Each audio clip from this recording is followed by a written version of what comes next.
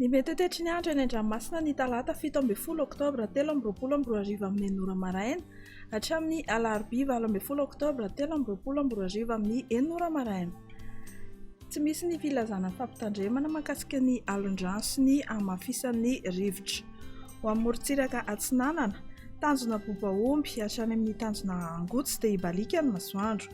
Ho avy Atsinanana na atsimo Atsinanana andrivotra ka ho 920 km isan'ora ny avaratra Sambava. Ho avy avaratra kosa ny Akapa ka ho 10 km isan'ora. Adimim-panonja ny ranomasina ary ny haavon'ny onja manodidina ny 1 metatra. Tanjona Angotsy hatrany Mahanoro dia andraona amin'ny Sidokotoko. Ho avy avaratra somary avaratra Atsinanana andrivotra ka ho 920 km isan'ora. Hatratra 730 km isan'ora ny alina. Adimim-panonja na anonjabe ny ranomasina ary ny haavon'ny onja 1 hatramin'ny 1,5 metatra.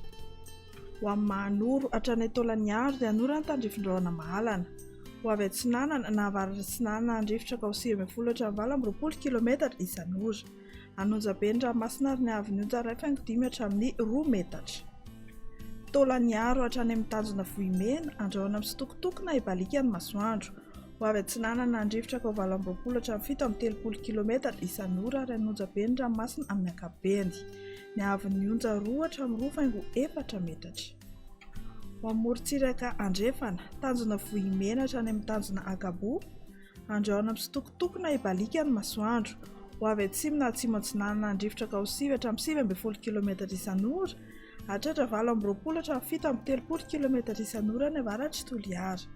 Ho avy Atsinanana kosa andrivotra amin'ny faritra atsimo ka ho 9 hatramin'ny 20 km isan'ora. Anonjabe ny ranomasina ary ny haavon'ny onja 1,5 hatramin'ny 2 metatra ary isy ny alin-drano madinika avy atsimo Atsinanana. Tanjona Akabo hatrany amin'ny tanjona Vilanandro andraona amin'ny Sidokotoko, mety ho lalovana orana tandrifin-drahona kosa izany indraindray. Ho avy Andrefana na avaratra Andrefana andrivotra ka ho 9 hatramin'ny 20 km isan'ora. Adimim-panonja ny ranomasina ary ny haavon'ny onja manodidina ny 1 metatra. Anonjabe ka hatratra 1,5 metatra kosa manakaiky ny tanjona Akabo. Ho an'ny tanjona Vilanandro hatrany Analalava dia andraona amin'ny Sidokotoko, mety arahana orana tandrifin-drahona izany ny alina. Ho avy Andrefana na avaratra Andrefana andrivotra ka ho 9 hatramin'ny 20 km isan'ora. Ho tonona adimim-panonja ny ranomasina ary ny haavon'ny onja dia manodidina ny 8,2 hatramin'ny 1 metatra. Analalava hatrany amin'ny tanjona Bobaomby, anora ny tandrifin-drahona eo anelanelana Analalava sy Nosy indrindra ny maraina. Ho maina kosa any Akafa. Ho avy avaratra na avaratra Andrefana andrivotra ka ho 9 hatramin'ny 20 km isan'ora. Hitoetra ho avy atsimo Atsinanana kosa rehefa manakaiky ny tanjona Bobaomby ka ho 20 hatramin'ny 730 km isan'ora.